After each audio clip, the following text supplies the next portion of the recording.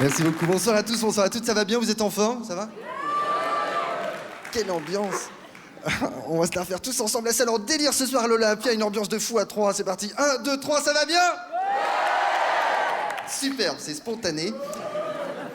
Non, mais je partage votre enthousiasme. C'est vrai qu'on a toutes les raisons d'être de super bonne humeur. Non seulement c'est le deuxième festival Paris fait sa comédie, la deuxième année, mais en plus, on a toutes les raisons d'être vraiment heureux, d'avoir envie de faire la fête, parce qu'en ce moment en France, je ne sais pas si vous avez remarqué, mais ça va super bien.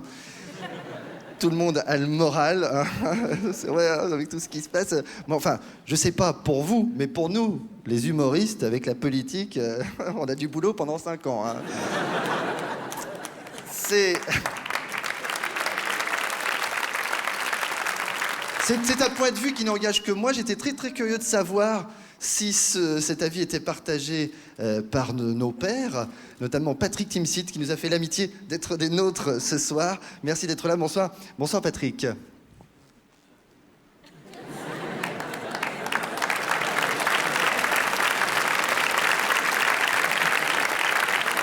Salut, c'est Timsit. Non, mais moi, j'adore les comiques. Ni moi, désolé, mais les comiques que je préfère, c'est les hommes politiques. Qu'est-ce qu'ils sont marrants, nos hommes politiques en France, hein? C'est vrai, ils méritaient leur place ce soir au festival. On n'a que des comiques, déjà. Avant, on avait le grand Shrek. Hein? C'est Jacques Shrek, c'est un extraterrestre. Déjà, rien que sa femme, c'était un ovni, mais c'est vrai que... On a de la chance parce qu'on a eu que des comiques l'année dernière. On a fait super fort au niveau des comiques dans le féminin. On a eu Ségolène Royal, imbattable au niveau des blagues. D'ailleurs, il n'y a aucun mérite à lui faire des canulars puisqu'elle se piège toute seule à chaque fois qu'elle ouvre la bouche. Donc c'est pas vraiment non plus. Mais c'est vrai qu'on a eu José Bové aussi. Je sais pas si vous êtes comme moi, mais moi, José Bové, je trouve que ce type est un comique. Il va en tôle, ensuite il se présente. C'est l'inverse de Chirac, en fait, hein, Bové. Je sais pas si... Mais c'est vrai que le plus rigolo, c'est le petit Nicolas. Qu'est-ce qu'il est marrant, hein? Il a un petit côté Chaplin, en plus. D'ailleurs, il a les 3 qualités essentielles pour un personnage burlesque. Il est petit, excité, de mauvaise foi. Donc, il cumule, hein, quand même. D'ailleurs, je ne sais pas si vous êtes au courant, mais ce soir, à l'Olympia, il nous a fait l'amitié d'être des nôtres. Mais de toute façon, il est partout, donc pourquoi pas là aussi? Nicolas, je vous en prie, pour présenter l'humoriste suivant, vous avez 3 minutes, c'est quand vous voulez.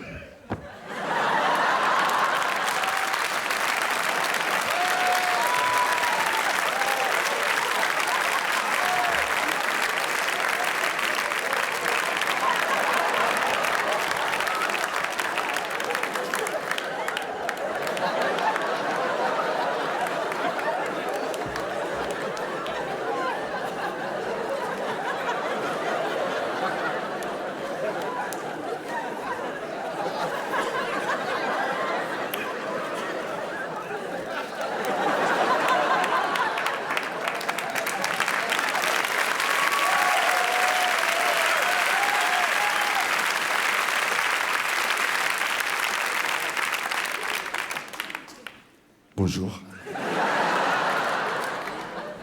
Ce soir à l'Olympia, j'aimerais pouvoir...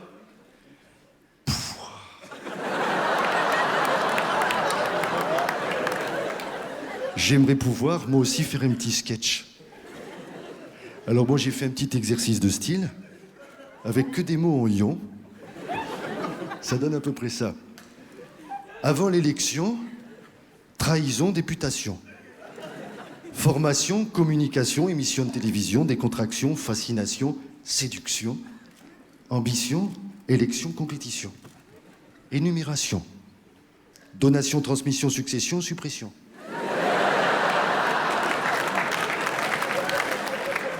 Diminution, cotisation, augmentation, contravention. Arrestation, sécurisation, lepénisation, récupération. Attraction, adhésion, ovation, élection, carton. Nomination. Matignon, François Fillon. Compagnon.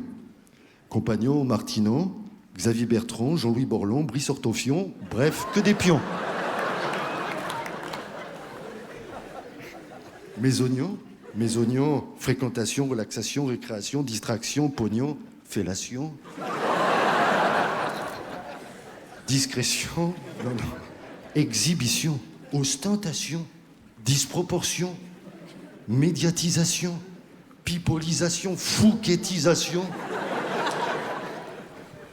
Séparation, mission, diversion, opinion, négociation, libération, cécilialisation. Réhabilitation? Ben non. Modification, législation, désunion. Interrogation, déception, désillusion, action, point d'exclamation. Sans transition, accélération. Attention, relation, présentation, guitarisation, copulation, copulation, copulation, contraception ou précipitation, transaction, union, carlabrunisation.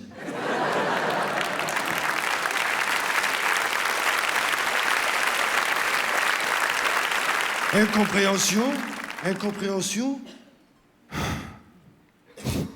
tourbillon, pétage de plomb, casse-toi pauvre con.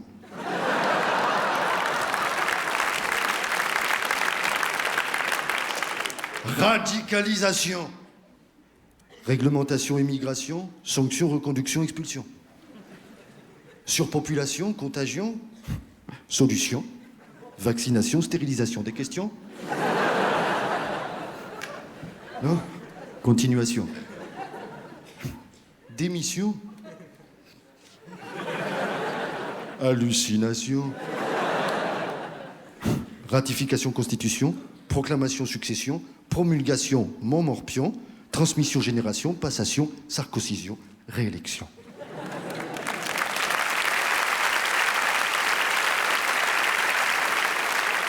Vous savez, j'aime beaucoup l'humour. Sinon, j'aurais pas pris Christine Albanel.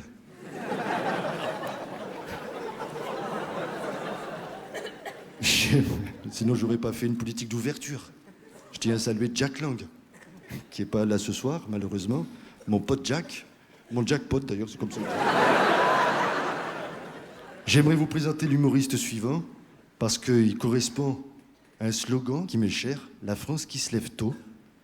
Il s'appelle Maxime, et il va nous parler des réveils. Applaudissements, à bientôt, bonsoir.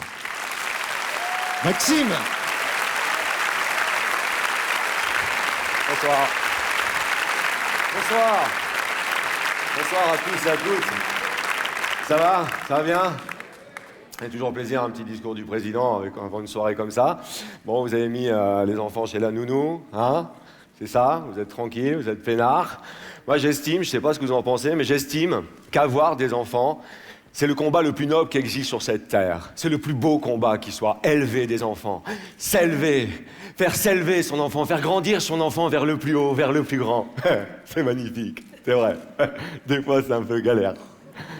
C'est vrai, c'est un peu galère. On leur fait des bisous, mais des fois, on a envie de dire, viens voir papa. Viens ici, ici, ici.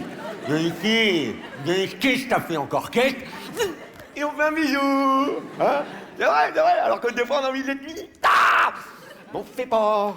Hein? Alors qu'on a envie. Parce que rien que réveiller un enfant le matin pour qu'il aille à l'école. Oh! Oui, madame, vous avez raison, c'est horrible. Ouais, c'est horrible pour l'enfant. Hein? Sérieusement, qu'est-ce que ça veut dire, ça, réveiller des enfants là qui sont en plein sommeil? Parce qu'en réalité, quand on va réveiller nos enfants pour qu'ils aillent à l'école, qu'est-ce qu'on fait? Si ce n'est se venger de nos parents qui nous réveillaient pour aller à l'école. Eh ouais! On est comme ça, on est tranquille, paf, on rentre dans la chambre, le subconscient, on revient.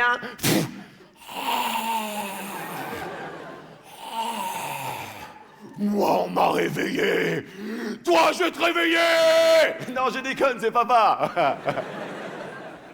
Non, chérie, tout va bien, mais ça va, c'est bon. Mais non, il a pas eu peur, mais il tremble, il a eu froid. C'est pas grave, t'occupe, va, je m'en occupe. Réveille-toi. Parce qu'on a oublié, nous, en tant qu'enfants, qu'on abusait du fameux encore 10 minutes, tu sais, pour traîner au lit. On l'a tous fait, ça, hein, avec des excuses bidons. Du style, ouais, vas-y, ma prof d'espagnol, elle est pas là. Mais enfin, tu fais anglais, ouais, t'imagines comment je galère en cours. Et ça, c'était quand on est enfant. Maintenant, tous les adultes qui sont là, qu'est-ce qu'on fait? On triche, mais le soir. Quand on met le réveil, on se fait des farces. Chérie, je mets le réveil à quelle heure? 7h30? Ok, super. 7h30, j'ai envoyé mes mails, j'ai fait mes rapports. Bon, allez, 8h moins le quart, c'est bon. Tac, ce que je vais faire, c'est que je vais me brosser les dents 2 fois ce soir. Gagner du temps. Oh, puis alors, j'ai une idée de fou, ce que je vais faire, je vais boire mon café et prendre mon petit déj ce soir. Comme ça, je suis tranquille. Là, on est comme ça, on triche un peu, hein. Moi, le fameux encore 10 minutes, comment vous dire, j'ai pas pu en abuser avec ma mère, parce que ma mère avait une technique infaillible pour me réveiller. Je vous la donne. Si jamais vous avez des soucis pour réveiller vos enfants, c'est une technique ancestrale. Ça a fait ses preuves, c'est 100% d'efficacité, l'enfant se réveille, c'est sûr et certain, c'est le réveil au caillou. Alors, je te promets, tu vises entre les yeux, je te promets, c'est systématique, l'enfant il te réveille, il y va à l'école. Bon, avec le choc, il peut se tromper d'école, mais on s'en fout, il y va, c'est l'essentiel. Attention, faut prendre un caillou en fonction du sommeil de l'enfant, très important. Car il y a une chanson qui dit « Caillou trop petit, l'enfant ne te réveille pas. Caillou trop gros, l'enfant ne te réveille plus. » Bon. Non, c'est dangereux. Et moi, j'ai eu de la chance. C'était réveil au caillou. Mon frère aîné, ma mère avait trouvé une autre technique encore plus ancestrale. Le réveil au briquet. Il y allait même le dimanche. On disait « Mais n'y va pas, c'est fermé. T'es pas vrai, t'as brûlé encore. » Bon, grâce à ça, elle a trouvé sa vocation. Il est pompier. Pas à mi-temps, hein, temps complet. Hein. Ouh, l'été, il bosse. Hein. Ah ouais, l'été au-dessus de 30 degrés, il arrose les maisons et les vieux. Il dit les vieux, c'est comme le bois. Au plus c'est vieux, au plus c'est sec. Au plus c'est sec, au plus ça prend. Oh. Il est traumatisé. Et pourtant, elle a une vie qui est équilibrée. Elle a 2 enfants, un garçon, une fille. Le garçon s'appelle Lance, la fille Sandy. Bon, quand il les appelle, ça lui rappelle le travail. Lance and Sandy. Et... Elle est pourrite, mais je la garde. Et... Mais... Comment vous dire? Il est tellement pas bien. L'autre jour, il était tellement pas bien, je me suis dit, tiens, pour le détendre un peu, je vais l'emmener au concert de Johnny. C'était au moment où il devait partir en Belgique. Bon, on a eu de la chance, hein. Sérieux, t'imagines? Notre Johnny national qui serait parti en Belgique, ça aurait donné quoi?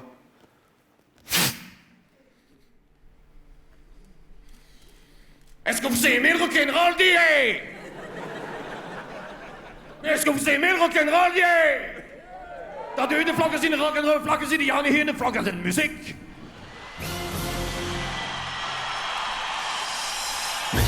On prévient, n'approchez pas. Que vous soyez flic ou pardon. Moi, je suis celui qui fait un barrier. Je ne ferai pas de cadeau. Éteignez tous ces projecteurs. J'ai dit projecteur, j'ai pas dit musique. Du con, va. Enfin, toujours est-il, je vous laisse imaginer la réaction de mon frère quand je l'ai emmené au concert de Johnny et que Johnny a chanté « Allumez le feu !» Ouh. Ah, c'est pas compliqué, mon frère a pris son sac et est allé à l'école. Je dis « Mais qu'est-ce que tu fais? T'as 49 ans, t'es fou, moi !» On sait jamais, il m'a dit « On sait jamais, t'as brûlé encore !» Enfin, moi, les réveils au caillou, ça n'a pas duré très longtemps, vous savez, parce que je suis pas allé à l'école très longtemps, sinon je serais pas là, je serais là. Et... Faut être conscient de ce qu'on est. Et j'ai été en fait convoqué par mon professeur principal. Tu sais, le professeur principal, c'est un peu comme ça. Avec les cheveux gras, les coudes en cuir, le même costume toute l'année. Et on sent qu'il est principal. C'est... Et il m'a convoqué, il m'a dit « Ah, mon cher Maxime, on se pose une question dans l'établissement, n'est-ce pas? Qu'est-ce qu'on va faire de vous ?» Moi, je lui ai dit, tu sais, dans un premier temps, avec les notes que tu mets, tu peux me tutoyer, hein. Faut pas te prendre la tête, hein, avec des... Et en fait, ils m'ont viré, vous savez pourquoi? Parce que je dessinais sur les tables, tu sais, comme Guy Le Graine. Vous vous souvenez la pub Guy Le Graine? On le voyait, le petit qui dessinait des plats, découvrait des assiettes, le professeur qui arrivait... Ce n'est pas en dessinant des plats, découvrir des assiettes que vous réussirez dans la vie, monsieur Guy Le Graine. Bon... Eh ben moi, je suis de la génération Guy Le Graine. Je dessinais des plats, découvert des assiettes partout. Enfin, moi, c'était de l'abstrait. Si même tu les fabriquais, tu manges à côté. Ouais. Mais c'est bizarre parce qu'après tout ce que j'ai fait dans ma vie, ça a été abstrait. C'est passé à côté. Ouais.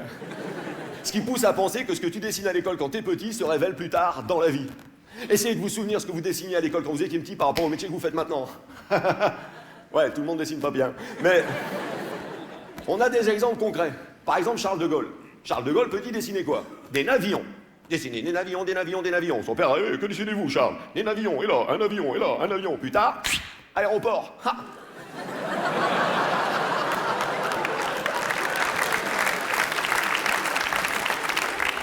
Ok, plus concret, Sarkozy.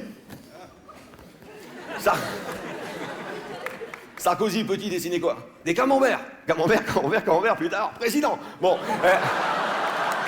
Attends, il y en a deux en un. Président, le petit. Bon.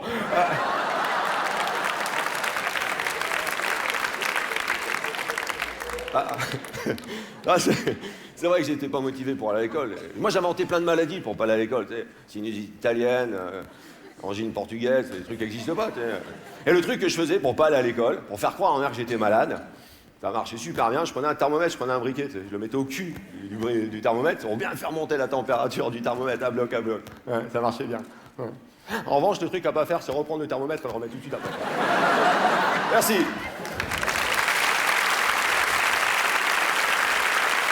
Mesdames, Messieurs, Maxime. Merci beaucoup.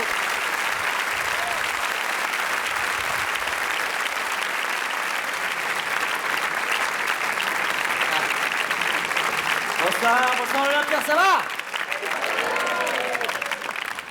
Non, ça c'était le ça va de la répète de cet après-midi, le ça va de ce soir maintenant. Ça va? Merci beaucoup, merci d'être venu. Je suis ravi de faire partie du casting de Paris fait ça comédie avec des artistes fabuleux, avec un décor magnifique. Alors ils ont opté pour la Tour Eiffel, c'est vrai que c'est très bien fait, mais moi j'avais pensé faire un truc avec des tags pour faire un peu jeune. Et puis la production m'a dit ouais les tags ça craint. Les gens vont être en pleine insécurité, vont flipper, tout ça. Et j'ai dit non, moi je pense pas parce que les tags, c'est vieux comme le monde. Ça date de la préhistoire. À l'époque, dans la grotte, les mecs qui peignaient sur les murs, c'était déjà des tags. D'ailleurs, si ça se trouve, un buffle, un mammouth, une main, ça voulait dire nique la police, on n'en sait rien. Moi, je suis fasciné par cette période de la préhistoire parce que c'est une époque à laquelle tout allait beaucoup plus vite. Les mecs, ils avaient pas de temps à perdre. L'espérance de vie, c'était 16 ans. Il fallait que ça speed. Les gars, ils dormaient 10 minutes par nuit, pas plus. Les bébés, 1 heure après l'accouchement, ils partaient à la chasse. À 8 ans, tu faisais ta crise de la trentaine. Si à 10 ans, t'étais pas marié, t'avais pas de gosse, t'étais considéré comme un mec très louche dans la grotte. Pas de temps à perdre, la vie est passée comme ça. Tu vois, Krauk. Krauk, c'était le Michel de l'époque, c'était très répandu. J'ai 15 ans, j'ai bien vécu, Dieu merci. Mais là, je sens que c'est la fin. Il y a des signes qui trompent pas. La petite moustache, les boutons sur la gueule, tout ça. J'en ai plus pour longtemps. Mais bon, ça va, la vérité, j'ai fait une belle vie. Je viens de marier mon fils de 8 ans. Attention, gros mariage, hein. On avait loué la grotte du Pré-Catlan. Il était sapé de folie, costume en peau de cougar sur mesure. Buffet de mammouth à volonté, ils ont bouffé comme des chiens. Il y avait du guest de partout, du people. Tu sais qu'est-ce qui est passé à la fin? Raon.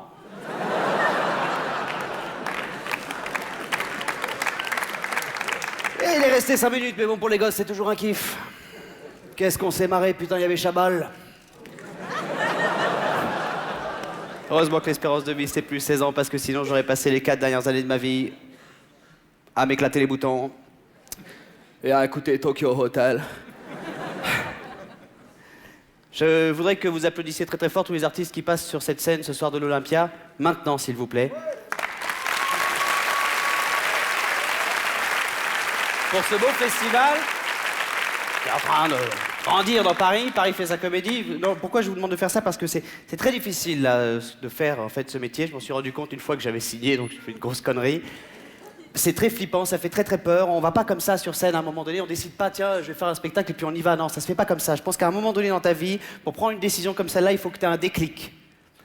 Et Dieu merci, j'ai eu ce déclic, il n'y a pas très longtemps, en regardant un reportage à la télé sur la cornemuse. Et je me suis dit, si un instrument aussi improbable a fonctionné, je peux monter sur scène, faire un one-man show, qu'est-ce qu'il y a? Rendez-vous compte quand même qu'il y a super longtemps en Écosse, il y a un mec qui a inventé la cornemuse. Qu'est-ce qu'il y a de plus bizarre qu'une cornemuse? Je pense qu'on est tous d'accord pour dire que... Bon, de toute façon, il est plus là pour en parler, que ce gars était un malade mental. Les gars, je viens d'avoir une idée, là. On va zigouiller cette brebis. Chut. Elle sait qu'on parle d'elle. On va prendre sa panse et on va souffler dedans.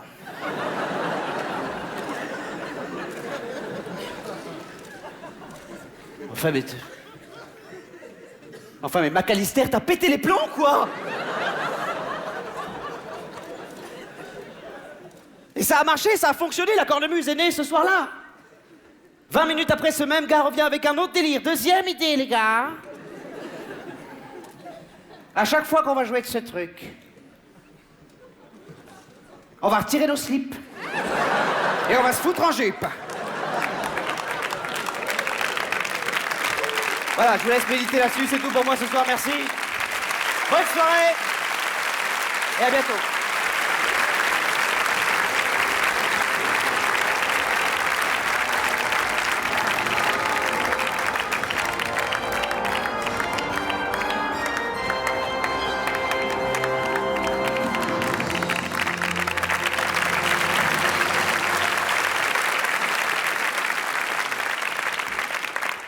Bonsoir, c'est Jean-Pierre Foucault. Alors, bienvenue pour qui veut gagner des rayons. Qui veut gagner des rayons? C'est un nouveau jeu. Oh, j'ai invité un nouveau candidat que je demande à recevoir comme il se doit, monsieur Gilles Détroit. Merci beaucoup. C'est gentil. Merci. Bonsoir. Bonsoir Gilles. Bonsoir, Jean-Pierre. Bonsoir Gilles. Bonsoir, Jean-Pierre. Bonsoir Gilles. Bonsoir, Jean-Pierre. Bonsoir. C'est moi qui finirai. D'accord. Gilles Détroit, que faites-vous dans la vie? Je fais comique. Ah ouais. Normalement. Gilles Détroit, est-ce que vous êtes prêt à jouer avec nous? Avec joie. Attention, voici le moment de jouer à notre jeu.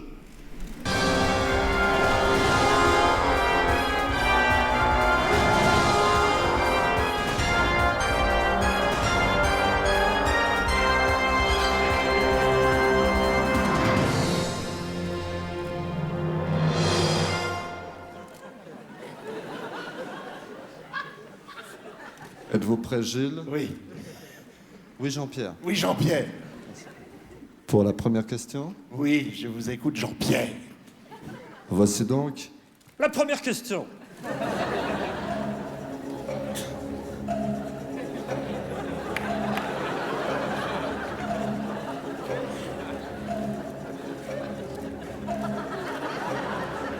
Je vous rappelle que vous avez plusieurs jokers, Oui. mais que je n'ai pas encore posé la question. Hein. Voici la question. Oui. À votre avis, Gilles, qui va jouer maintenant un sketch sur scène? Est-ce qu'il s'agit de Benoît XVI? Réponse A. Vous voyez qui est Benoît XVI? Oui. C'est le successeur Oui. de Voilà. Benoît XV. Est-ce qu'il s'agit, réponse B, du Père Noël? Réponse C, de Noël Perna. Mado la niçoise. Attention, il y a un piège, il y en a un des trois qui n'existe pas. Ou réponse D, Gilles Détroit. Ah bah moi je peux faire un sketch si vous voulez ça. Ouais, non, mais c'est pas ce qu'on vous demande. Ah bon? Non. Je suis venu pour rien.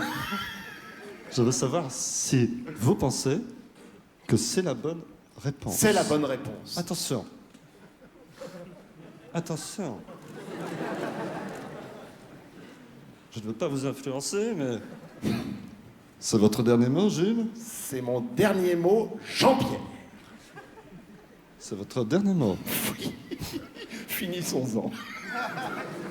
Eh bien, effectivement, c'est la mauvaise réponse. Quel dommage. Non, la bonne réponse était Noël Pernin.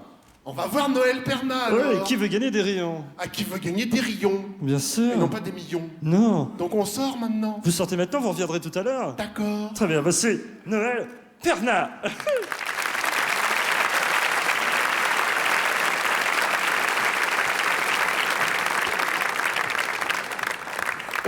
Je m'excuse, monsieur Dame. Je n'ai pas le temps de le faire, le sketch. Non, j'ai pas le temps parce que il y a une petite dans les couilles lisses, là. Elle est pas bien. C'est une fille de l'équipe, elle est pas bien. Je suis en train de la remettre. Elle est fatiguée, elle en peut plus. J'arrive, hein. Non, elle dort plus la nuit. Elle est pas bien. Je m'excuse, monsieur Dame. Elle a les yeux à côté des trous. Elle en peut plus. Non, je rigole pas. Et son mari, il ronfle la nuit, tu sais. Vous avez un mari qui ronfle, c'est pas facile, hein. Malheur. Il ronfle la nuit, puis il ronfle, hein. Qui s'y ronfle? Malheur. Et alors elle, du coup, elle dort plus. Elle dit qu'il ronfle à cause de la moumoute. Parce qu'il a une moumoute. La nuit, il la perd dans le lit, tu sais, en pleine nuit. Et du coup, elle dit que ça lui fait appel d'air et il ronfle plus. Non, moi j'ai dit que ça n'avait rien à voir. Je sais pas s'il y a des femmes qui ont des maris qui ronflent dans la salle. Il y en a. Non, mais de toute façon, si vous n'avez pas de mari qui ronfle, c'est que vous êtes célibataire, hein. Non, mais je veux dire, ils n'ont pas de moumoute.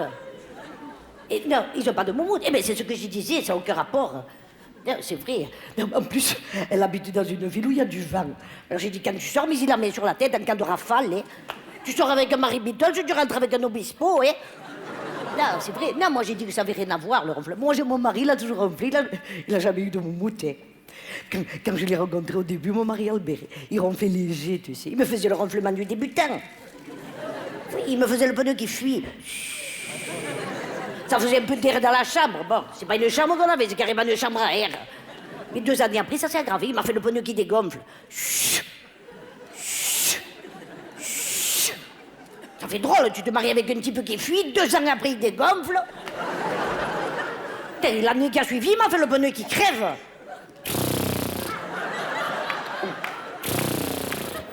Oh, là, j'ai commencé à m'inquiéter. Ça vous dit quelque chose, hein, vous avez l'air de connaître. Là, je me suis inquiétée. Parce que je me suis inquiétée, mais j'ai bien fait de m'inquiéter, monsieur Dame, parce que 5 ans après, il y a 5 ans de ça, il m'a fait une variante, là, je m'y attendais pas. Et le pneu qui dégonfle et qui crève derrière de suite. Même des fois, il me fait des ratés. Je me suis dit, s'il continue comme ça, il va me finir sur les jantes, hein. Ah mais non, d'après moi, monsieur Dame, vous savez quand c'est qui s'est aggravé le ronflement? Quand il y a eu le problème de la semaine des 35 heures. Oui, parce que mon mari travaillait à la mairie. Ça y a fait quand même 5 heures de travail en plus, hein. Oui, 5 heures, petit 5 heures, petit 5 heures. Alors, il ne savait pas quoi en faire de ces 5 heures. Alors, qu'est-ce qu'il fait? Il va au bar de la mairie, il fait le plein. Ça lui fait monter les calories. La nuit, il m'a soufflé l'air chaud. Alors, non, mais l'hiver, je me plains pas. C'est estrable l'été, ça me convient pas. Moi, je l'ai emmené au docteur. J'ai dit au docteur, vous pouvez pas me le régler en air frais? Le docteur, il a rigolé. Il me fait amener-le chez le plombier chauffagiste. Tu me vois amener Albert chez le plombier. Le plombier va me dire, amenez-le chez le fabricant. Le fabricant, il va me dire, c'est un modèle qu'on ne fait plus. Non, quand je vous dis j'ai souffert, moi j'ai souffert du ronflement. Même à une époque, la voisine, vous savez, entre voisines, comme on est solidaires, et nous les femmes, hein, la voisine m'a apporté les boules qui yes. Vous connaissez les boules qui yes, monsieur Dama? Vous connaissez les boules qui yes? Bon, entre nous, hein, moi j'ai mis Albert, hein. Ça n'y a rien fait. Non, il les supportait pas. Non, il les supportait. Il me les rejetait. Non, déjà qu'il supportait pas les gouttes dans le nez, encore moins les boules, hein. Non, il me les rejetait, il me faisait la serbacane. Une nuit, je m'en suis pris une dans l'oreille, je l'ai gardée. J'entendais moins. Du coup, je l'ai mis dans l'autre oreille, j'entendais plus rien. Donc, quoi, les boules qui est, il vaut mieux les mettre dans les oreilles, monsieur Dama. Non, le problème des boules qui est, c'est qu'au bout d'un moment, hein, oh, ça coûtait. Oh. Là, j'ai trouvé une solution, il n'y a pas longtemps. Économique, hein, je vous donne le tuyau. Je me mets 2 gnocchis. Faut les mettre pas trop cuits, monsieur, dame. Comme ça te prend bien la forme de l'oreille. Puis moi, je les fais comme on les fait chez nous à Nice, tu sais, à la pomme de terre. Ça coûte rien, hein. Le problème, la pomme de terre, c'est que ça m'a fait le bouchon. La nuit, c'était extra, j'entendais rien. Moi, le jour, j'entendais pas non plus. Non, j'ai dû aller chez le type de l'oreille, comment il s'appelle? L'oreillologue. Oh, le type, il m'a sorti une frite comme ça. Oh, ça fait drôle, tu mets un gnocchi, il te sort une frite. En tout cas, monsieur, dame, depuis que je mets le gnocchi, j'ai la frite. Je m'en vais parce que je vais voir si elle va mieux, la petite, hein, je m'excuse.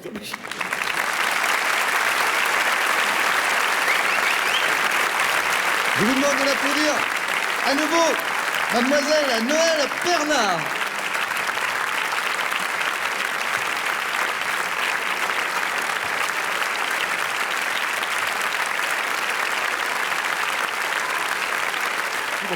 Je sais pas pourquoi, je sais pas pourquoi je pensais à...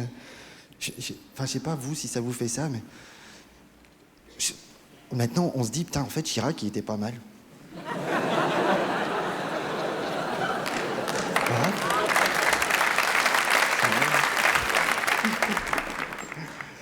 Moi, je peux pas m'empêcher, je me dire, qu'est-ce qu'il fait de ses journées, qu'est-ce qu'il... Hein? Il regarde le petit, tout ça...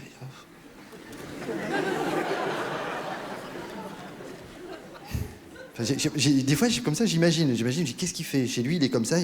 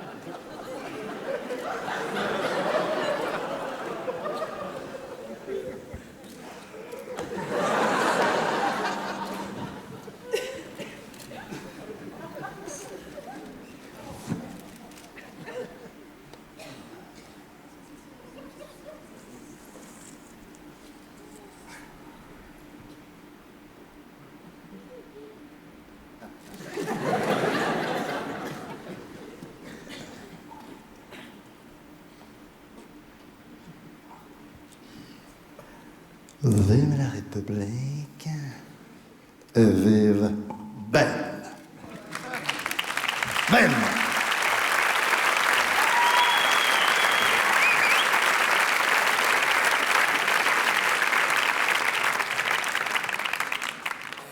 Alors, ouh là là, la vache. Oh là là, il y a du monde. Ouh, j'ai pas la vie. Quand je vous vois là comme ça, je vois tout ce monde, je me dis, ouh, waouh.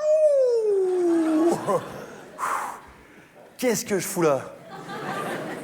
C'est une question que je me pose assez souvent dans la vie, en fait, quand je regarde la télé, quand je lis les journaux. D'ailleurs, j'imagine que c'est une question que vous avez sûrement déjà dû vous poser, hein, à juste titre, en plus, parce que c'est vrai qu'on est tous en droit de se demander ce que je fous là. Eh bien, moi, je pense que nous sommes là pour rigoler. Hein, je m'explique. En fait, un jour, quand j'étais petit, mon père est venu vers moi et il ne m'a rien demandé, alors je ne lui ai pas répondu. Et puis, s'en est suivi un long silence d'une bonne vingtaine de minutes qui s'est achevé par une conversation très brève, pas du tout intéressante, mais un petit peu plus tard dans la soirée. Ma mère avait fait des lentilles et mon père m'a demandé si je voulais du sel. Bon, moi j'ai dit non, hein, je préfère du poivre. Alors ma mère s'en est mêlée, elle a voulu me donner de la moutarde et là, mon père s'est levé brutalement pour aller la chercher. Feu mon petit rouleau du beau, criait ma mère, la bouche pleine de lentilles, comme ça. Alors j'ai grimpé sur la table et j'ai dit, bon, bah si c'est comme ça, je vais prendre de la mayonnaise. Et je peux pas vous dire pourquoi, je me suis foutu à poil. Et là, mon père m'a regardé comme ça, il m'a dit, mais t'es complètement taré, tu vas pas manger les lentilles avec de la mayonnaise. Enfin bref. On n'est pas là pour parler cuisine, on est là pour rigoler. Hein? Alors auparavant, simplement, je dois quand même vous prévenir que pendant mon sketch, vous allez voir, vous allez entendre des phrases qui ne seront pas toujours très cohérentes. Hein? Par exemple, à midi, j'ai mangé une cuisse de poisson. Eh ben ça, c'est pas une phrase cohérente. Alors, c'était très bon, hein, c'est pas la question. J'en ai même repris 2 fois, mais c'est pas une phrase cohérente. Ta voiture a mal aux pieds, ou bien ma mère s'appelle Jean-Jacques, c'est pareil. Hein, c'est des phrases qui ne sont pas cohérentes. Alors d'un côté, parce que tout le monde sait qu'une cuisse de poisson ne peut pas avoir mal aux pieds, et pour ma mère s'appelle Jean-Jacques. Bon, bah Jean-Jacques, c'est le prénom d'un garçon, hein, d'une quarantaine d'années, si on veut, alors que ma mère a 57 ans. Son frère a la quarantaine, hein, mais il s'appelle Bruno. Alors elle a bien un cousin qui s'appelle Jean-Jacques, hein, mais enfin lui, il va bientôt avoir 60 ans, comme quoi c'est bientôt son anniversaire. Je vais me mettre un petit peu par là. Donc voilà, donc vous risquez d'entendre beaucoup de phrases qui ne seront pas cohérentes pendant mon sketch, notamment parce que je l'ai écrit un soir de cuite, hein, je vais pas vous mentir, j'étais un petit peu éméché. Enfin non, d'ailleurs j'étais complètement torché, autant vous le dire, hein, de toute façon, ça va se voir, c'était un dimanche soir. Bon, j'avais fait la fête avec des copains, et... Non, pardon, c'était un samedi soir, pour ça que j'avais fait la fête. C'était pour la pendaison de crémaillère de... Pas du tout, c'était pour l'enterrement de vie de garçon, voilà, ça me revient. C'était un mardi matin, Bon, enfin, je rentrais chez moi à 4x4, ça veut dire à 4h du mat, à 4 pattes. Et donc, je me suis mis à écrire ce sketch.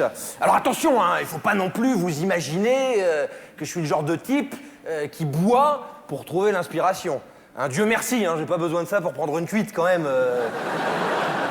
Je ressens pas le besoin d'écrire un sketch à chaque fois que je me ruine la gueule. Hein. Je suis pas dépendant de l'écriture à ce point-là. Merci. Merci. Alors, on pourrait penser quand même que l'écriture est un fléau moins dangereux que l'alcool. Même si je pense que la suite de mon sketch vous amènera à penser le contraire, mais on pourrait penser que l'écriture est un fléau moins dangereux que l'alcool. Parce que, bon, l'alcool, ça rend méchant. Hein. Parfois, ça rend joyeux aussi, ou triste, hein, ça dépend. Mais en règle générale, ça rend malade. Et c'est pas cloisonné, hein, d'ailleurs, parce que le mec qui est joyeux, il peut très bien devenir triste si jamais il vomit sur celui qui est méchant. C'est pour ça que c'est important de savoir s'arrêter, parce qu'on nous dit souvent qu'il y a un verre à ne pas dépasser, mais en fait, c'est des conneries. En fait, le vrai problème avec l'alcool, c'est qu'il y a 2 verres qu'il ne faut pas dépasser. Le premier, c'est celui que j'appelle personnellement le verre de transition. Hein, c'est quand je suis pas encore complètement saoul, mais que ma bonne conscience intervient pour me dire attention, hein, tu ferais mieux de prendre une grenadine, ou je sais pas ce qu'elle raconte. Alors bon, bien entendu, il y a aussi la mauvaise conscience qui intervient. Mais bon, elle dit pas grand-chose, elle est là comme ça, elle dit rien. En revanche, elle fracasse la gueule de ma bonne conscience. Hein. Donc maintenant, quand j'arrive au verre de transition, je ne le bois surtout pas. Hein, je le vide discrètement sous la table et puis je recommande un autre immédiatement. Comme ça, dans le cul, hein, le verre de transition. Et le deuxième verre dont il faut se méfier, c'est celui que j'appelle personnellement le 25e verre. Et moi, je deviens très très lourd en fait avec les filles hein, quand j'arrive au 25e verre. Bon, évidemment, plus elles sont jolies, plus je deviens lourd. Je suis désolé, hein, c'est vraiment le genre de cliché que j'aimerais éviter, mais pour les moches, il faut attendre le 35e verre. Mais en fait, je me suis aperçu que j'étais vraiment devenu alcoolique le jour où le serveur du bar, là, dans lequel je vais d'habitude, m'a demandé un RIB pour que mon salaire soit directement viré sur son compte. Alors j'ai participé à une réunion d'alcooliques anonymes, mais alors moi dans ce genre de truc là, j'aime pas trop arriver les mains vides, alors j'avais amené une bouteille de Ricard. Merci beaucoup, bonne soirée.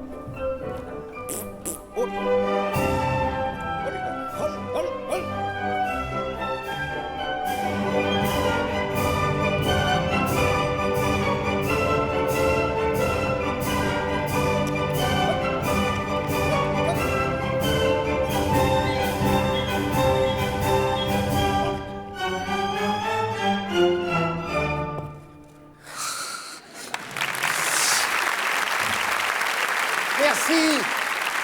Un grand merci à tous d'être là ce soir et d'avoir réussi à quitter vos communautés respectives pour se retrouver tous ensemble.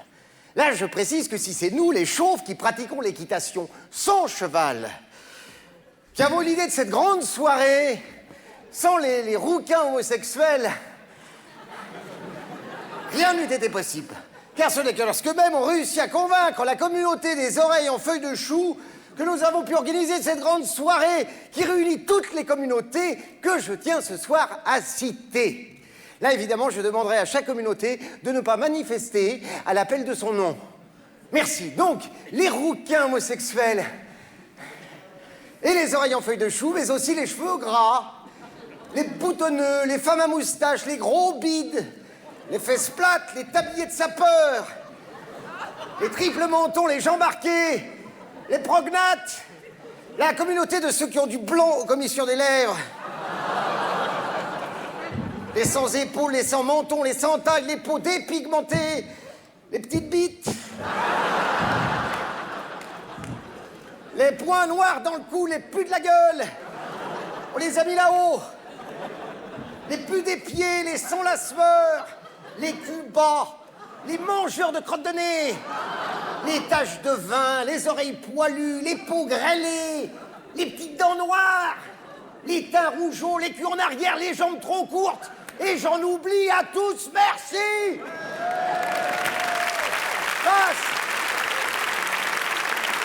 Écoutez, face à la montée des intolérances, il faut savoir se serrer les coudes, même quand on n'en a pas, ami manchot. Et se tenir par la main ou par ce qu'on voudra, ceci, même si certains d'entre nous ne sont pas du tout représentés dans les médias, comme me faisait remarquer récemment le représentant des nez qui goûtent. Mais oui, en effet, aucun animateur à la télévision n'a le nez qui goûte, aucun journaliste ne louche ou a des tics. Alors s'il faut réclamer des quotas, eh bien nous les réclamerons.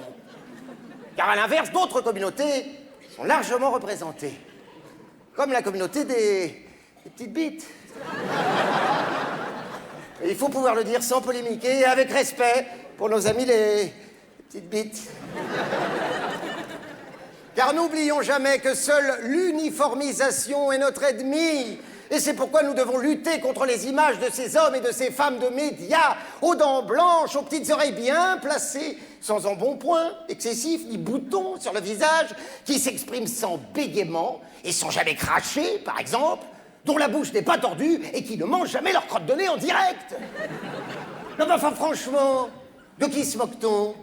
À quand un présentateur télé avec un gros nez violacé, les mains sales, la morphonée, puis qui bégait son texte orniflant? À quand cette apparition qui nous ferait dire mais ouais, il est comme nous? Quand pourra-t-on affirmer oui, je louche, mais je suis le ministre? Oui, j'ai d'éthique. Mais je suis président.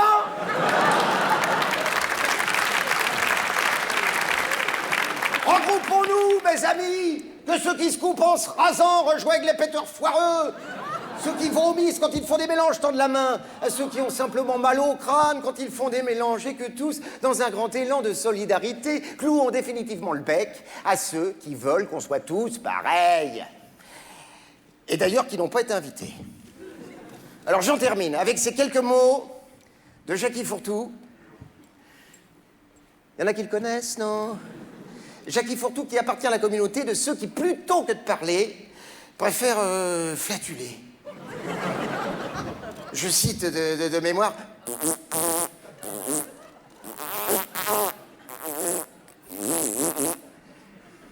PS.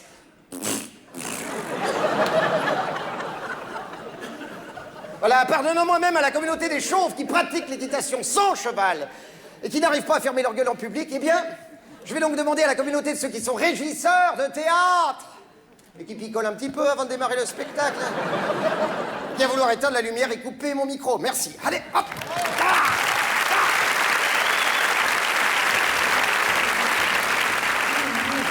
Voilà, le tango, le cha-cha-cha, la salsa, la chanson française, voilà.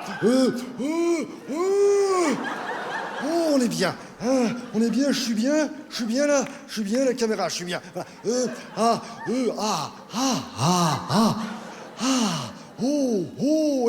I. 1, 2, ça marche. Ça marche. Je suis bien. Y.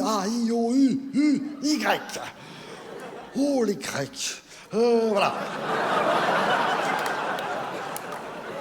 Je suis bien là, je suis bien. Voilà. Alors, vous le savez, dans notre émission, la chanson française,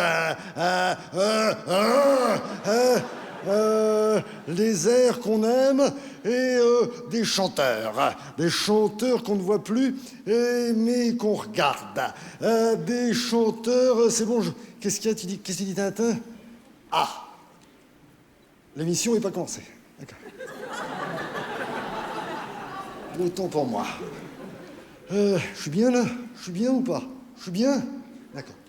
En attendant que l'émission commence, 2-3 recommandations au public. Je vous préviens, dans l'émission, on aime soutenir également les jeunes.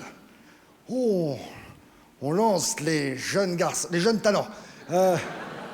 Oh, les jeunes talents. Je serai toujours derrière.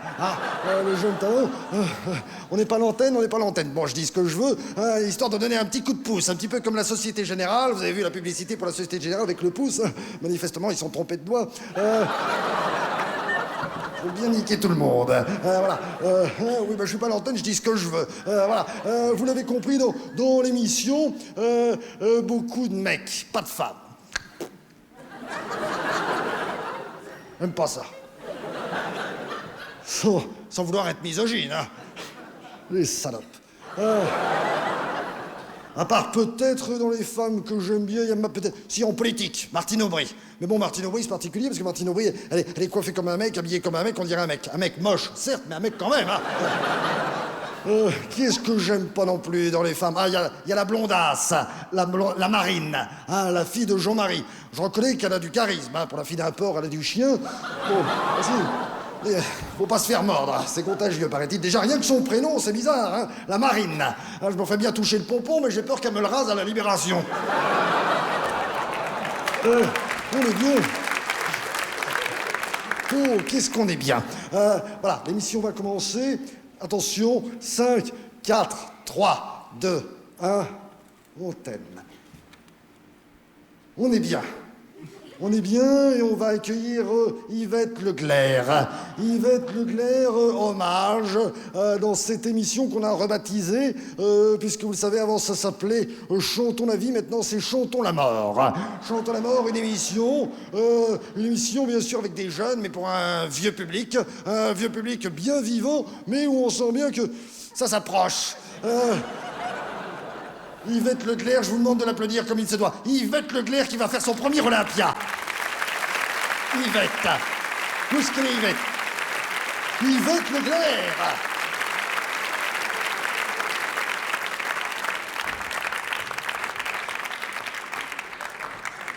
Oh la folasse.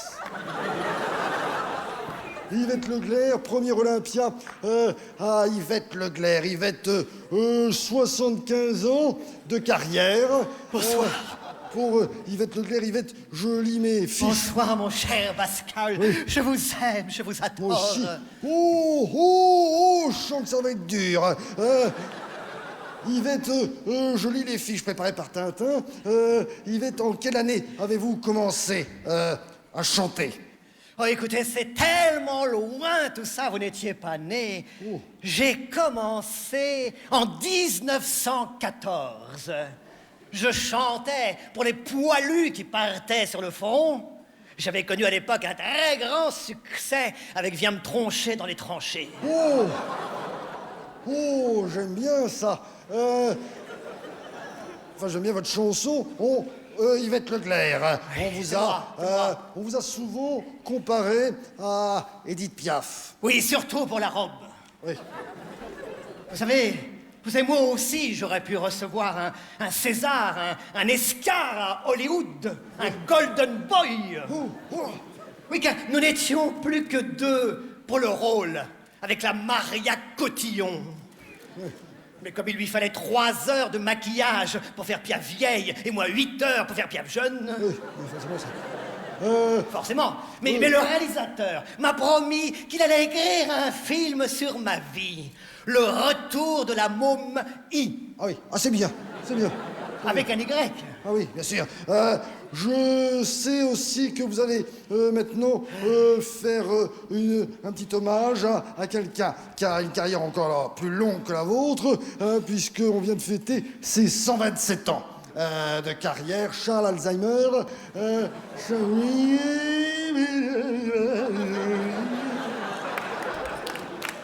Je me voyais déjà. Charles Alzheimer. Vous allez nous chanter quoi de Charles? Je ne sais pas. Nous verrons. Lui non plus. Mesdames, messieurs, Yvette Leclerc. On est bien. Oh. Mon grand ami Charles Aznavour. Ma robe noire, il y a 100 ans que je la porte. Vous l'avez reconnue, c'est la robe de mes débuts. Oui, moi on m'a tout pris, mais oh, arrêtez ce bruit. Arrêtez ce bruit. Je parle. Moi, on m'a tout pris, mes chansons, mes bijoux, mes meubles, ma jeunesse. Mais pas ma robe. Ils l'ont prise pour un chiffon à poussière. Les ignorants. On y retourne. Ma robe noire, il y a 100 ans que je la porte.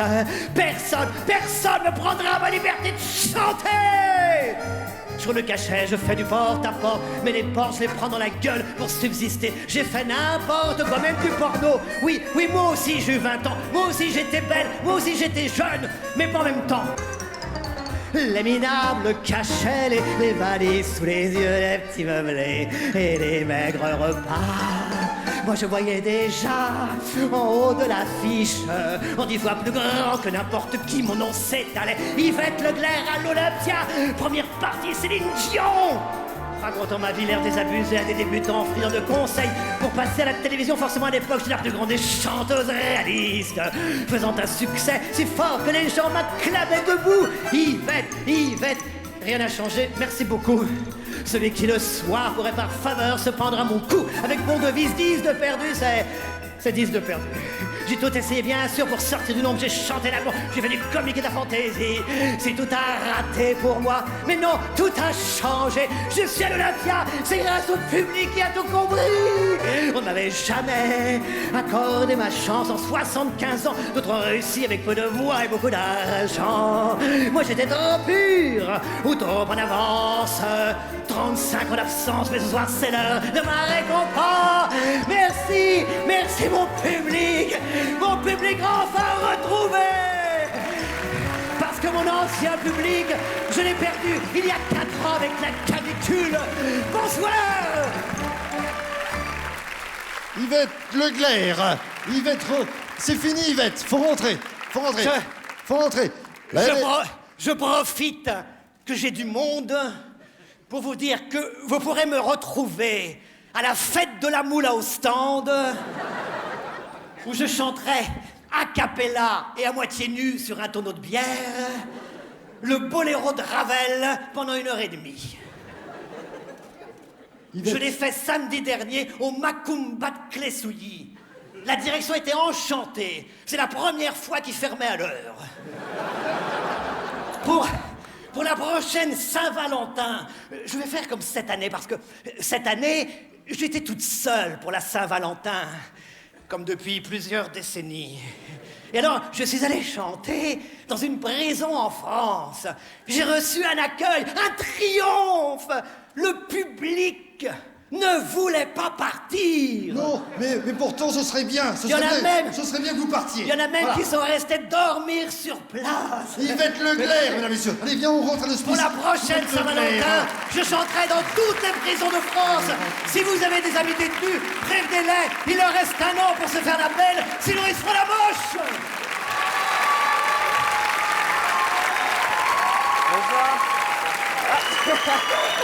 Bonsoir. Je n'ai eu le droit qu'à 4 invitations, hein, n'allez pas vous méprendre. Je dois être très connu, je sais pas, peut-être. Bonsoir à tous. Bonsoir, voilà, j'espère que vous allez bien. D'accord, ok, je voulais pas vous déranger. Non, vraiment, hein, j'espère vraiment que vous allez bien, c'est hyper important pour moi. Non mais vraiment, parce que tu sais, déjà monter tout seul sur scène, déjà, hein, surtout ici. Bah, alors en plus, si le public va pas bien, alors là... Oh, t'imagines l'angoisse, toi? T'imagines le jour où Johnny, tu sais, le grand Johnny, tout le monde connaît, ouais. Il débarque comme ça au Stade de France avec sa guitare, les lumières, les musiciens, la foule en délire, il arrive et il crie « Ça va !» Et en face, la même foule en délire, c'est le délire total. Un peu comme ce soir d'ailleurs, hein. Qui crie « Non, je suis venu avec un collègue, il est con !» Et Johnny, seul au Stade de France, 50 000 spectateurs, tous dépressifs. C'est qui racontent tous leur vie. Ah oui, parce que le dépressif raconte sa vie, hein. Ah oui, autant les gens qui vont bien, ils vont bien, point. Mais te disent pas pourquoi ils vont bien, hein. Autant le dépressif... Hein? Oh non, ça va pas. Ça va pas. Je t'ai dit, je m'étais fait opérer de la jambe. Non, je me suis fait opérer de la jambe. Ils ont raté l'opération, ils vont m'amputer. Oh bah c'est ma femme qui le prend mal, elle a demandé le divorce ce matin. Mais je pense qu'elle s'attendait un petit peu au truc, ça fait quand même 5 ans qu'elle couche avec mon meilleur ami, donc... 5 ans, ils sont partis ce matin, là, avec les gosses. Ah non, j'ai rien pu dire, c'est pas les miens. Mais moi aussi, je croyais, mais j'ai fait des tests pour l'opération et devine quoi? Je suis stérile. Wouh! Ça aurait flingué ma mère, ça. Hein? Heureusement qu'elle est déjà morte. Mais je sais pas s'il y en a parmi vous qui ont déjà essayé de demander à un dépressif comment il va. Faut le faire, hein. C'est une expérience assez incroyable. Il te répond toujours la même chose, il te regarde comme ça, il fait... On fait aller. Mais tu fais aller quoi? Et le mec, t'as envie de lui dire, écoute, arrête d'essayer de faire aller quoi que ce soit, va, hein. T'arrives pas, hein. T'es foutu. Enfin, en même temps, c'est vrai, qu'est-ce que tu veux qu'il fasse d'autre, hein? Le suicide? Avec une jambe en bois? Mais faut quand même les monter, les 20 étages, hein. T'es d'ici qui nous claque d'un infarctus dans l'escalier, et je vois bien les journaux le lendemain. Terrible. Un homme meurt en tentant de se suicider. Oh, mais moi, j'imagine surtout s'il se rate. Il devrait retourner à l'hôpital, encore une fois, c'est voir les mêmes chirurgiens. Hey! Monsieur Laurent! Ça fait plaisir. Encore raté, alors, hein? Alors, qu'est-ce qu'on vous fait cette semaine, monsieur Laurent? Eh ben, je vais vous couper la 2e jambe, monsieur Laurent, hein? Mais c'est la dernière fois. Voilà, tout ça pour vous dire bonsoir. J'espère que vous allez bien. Oh, la vache! Arrêtez, ça fait peur, vous êtes malade. Il y a beaucoup trop de gens. Alors par contre, je suis désolé, je vais vous décevoir un petit peu, je vais pas tous vous serrer la main ce soir. Oui, je sais, vous êtes un peu déçus. La bise non plus, hein, je sais que... Non, je suis désolé, je trouve ça un petit peu ringard. Le monde évolue quand même, on peut pas refuser ce genre d'évolution. C'est là que tu vois que les Esquimaux ont de l'avance sur nous. Hein. Je sais pas si t'imagines ça, tu sais, lundi matin, tu débarques au bureau, tu vois ton patron au fond du couloir, t'es... Hey! T'imagines? Le bisou Esquimau, t'arrives en retard en réunion, t'es excusez-moi, oh pardon, je suis désolé, excusez-moi. Non, c'est de ma faute, il y a les bouchons, tout ça. Salut, ça va? Salut, ça va? Et c'est là que tu vois qu'un mec, hein, je suis désolé messieurs, mais c'est notre truc à nous ça. Un mec, tous les matins, il peut demander à tout le monde si ça va, il écoutera jamais la réponse. On s'en fout, on n'en a rien à cirer. C'est vrai, il faut reconnaître là, c'est vrai, je suis désolé. Hein. Rajoutez encore de l'eau au moulin de la guerre des sexes, mais les filles sont meilleures que nous là-dessus. Hein. Elles écoutent bien la réponse. Hein. C'est vrai. C'est la question qu'elle n'écoute pas. Une fille, tu lui demandes rien du tout, mais elle te répond quand même. Et t'essaieras. Une fille, tu lui dis juste salut, elle te répond hey! Ça va et toi? Oh! Canon ta nouvelle jambe, qu'est-ce que c'est? Du bois? Je suis fan, j'adore le bois. Par contre, moi j'aurais pris du Wenge. Ouais, c'est noir, ça va avec tout. Là, encore une phrase de fille, ça va avec tout. Une fille, elle s'achète un nouveau pantalon, elle fait hey, regarde, j'ai pris en noir, ça va avec tout. Un mec, il fait il y avait plus que ça. Mais c'est parce que nous, on a d'autres choses à faire. Des trucs bien plus importants que de s'acheter des fringues. Ouais, des fois, faut qu'on fasse ça. Ou ça. Ouais. D'ailleurs, je pense que la vie d'un homme se résume à essayer de gagner du temps pour ne rien faire derrière. C'est vrai. Et on a inventé un paquet de trucs comme ça. D'ailleurs, je voudrais, avant de partir, parce que je vais bientôt m'en aller, il y a une énorme arnaque. On vous a eu depuis des siècles, et toutes les filles croient qu'on fait pas exprès, mais si, il y a un truc qu'on fait exprès pour gagner du temps, c'est l'éjaculation précoce. Je vous laisse là-dessus, merci beaucoup.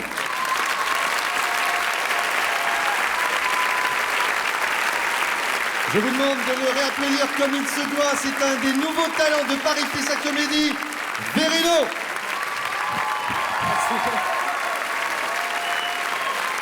Merci beaucoup.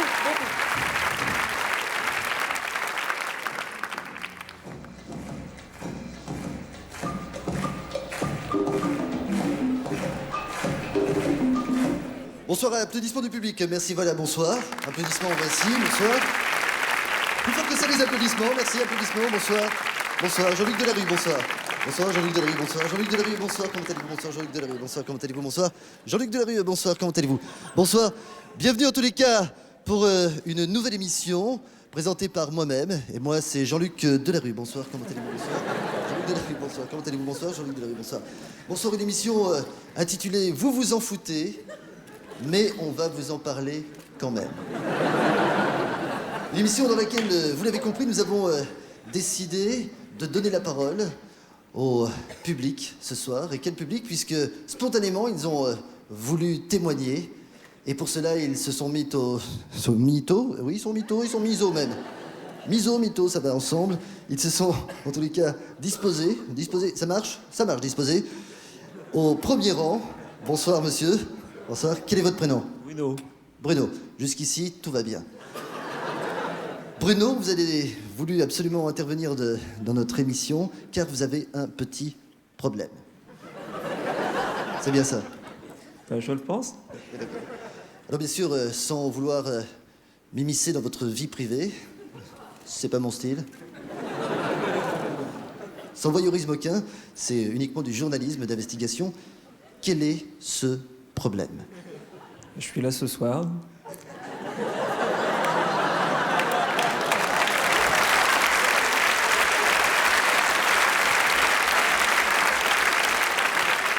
Vous êtes là ce soir pour nous parler, effectivement, il est un petit peu timide, Bruno, il ne faut pas lui en vouloir, bien sûr, d'un problème, parce que, sans vouloir, bien sûr, trop rentrer dans votre vie privée, je crois que c'est un problème d'ordre sexuel.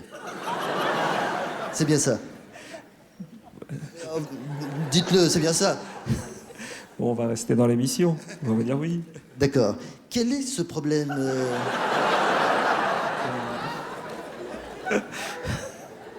Je crois que vous êtes venu accompagner, c'est bien ça? Oui. Bonsoir, bonsoir. Présentez-vous. Quel est votre prénom? Gauthier. Gauthier. Raphaël. Raphaël. Fredo. Fredo. Fredo, vous êtes un ami de Bruno maintenant depuis à peu près combien de temps? Une douzaine d'années. Une douzaine d'années. Et vous connaissez le problème sexuel, bien entendu, de Bruno? Eh oui, on a le même.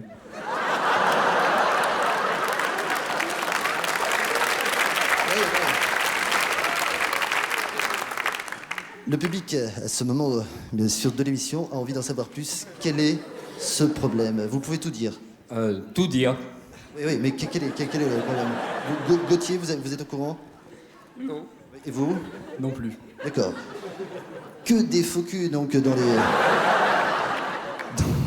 les connaissances, en tous les cas, de Bruno. Bien sûr, nous n'allons pas parler de votre problème, ce serait un petit peu délicat. Nous allons plutôt nous intéresser, en tous les cas, applaudissements pour le public qui a bien voulu, en tous les cas, participer ce soir. Nous avons voulu nous intéresser aux tests ADN. Selon vous, est-ce que les tests ADN doivent exclusivement être réservés aux anonymes? Fredo. Joker. Joker. En tous les cas, vous intervenez quand vous voulez, Fredo, mais seulement quand vous pensez que c'est indispensable. À votre avis, faut-il parler pour ne rien dire de ce genre d'émission, ou ne vaudrait-il pas mieux se taire plutôt que d'en dire trop? Ça devient dur, là. Ça devient dur. Ah, donc votre problème s'arrange, vous voyez?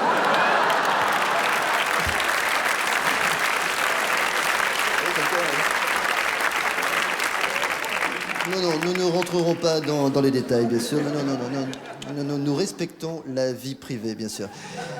À votre avis, en tous les cas, l'inverse aurait-il été l'égal du mieux, ou tout simplement le contraire? Je sais, vous ne comprenez pas, c'est normal, c'est Jean-Duc Delarue. Hein. À votre avis? Très bien. En tous les cas, force est de constater, car il faut constate, que les avis divergent, et divergent parfois c'est énorme. Et nous avons fait, en tous les cas, merci. Nous avons fait des tests ADN sur des gens connus. Nous avons fait un test ADN sur Mireille Mathieu. Oui, je sais, c'est dégueulasse, mais c'est comme ça. Ah, c'est la science qui m'offre. Nous n'avons malheureusement trouvé aucun des chromosomes X et Y servant à la détermination sexuelle de notre espèce. Mais nous avons également une conclusion. Apparemment, Mireille Mathieu se rapprocherait davantage du plancton et du tétard que de la femme. Et puis enfin, vous allez voir tout de suite un document, jour après jour, ça se discute, incroyable document, où l'on découvre que l'humoriste Vanessa Ferry est 100% constituée d'ADN de petite fille. C'est son sketch. Applaudissements du public. Merci, Vanessa Ferry.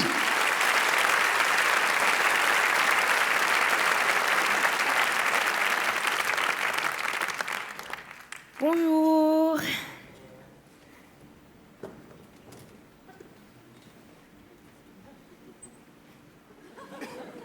Arrête. Non mais arrête de me regarder comme ça gêne. Arrête. Non, en plus, si t'arrêtes pas, je vais être obligée de le dire à ma maman. Hein. Et tu sais, en fait, ma maman, elle est belle. Elle est vraiment très très belle. Hein. Ouais. Elle est tellement belle, on dirait une star. Elle ressemble à Koé. Mais avec des cheveux, hein. Ouais. Ouais. Mais en fait, je crois que t'as l'air un petit peu gentil. Alors, je crois que je vais te parler un petit peu. Voilà. Attends, Gilbert. Ah non, faut pas se moquer, il est aveugle. T'as compris? Bah, si t'as compris, t'expliques aux autres.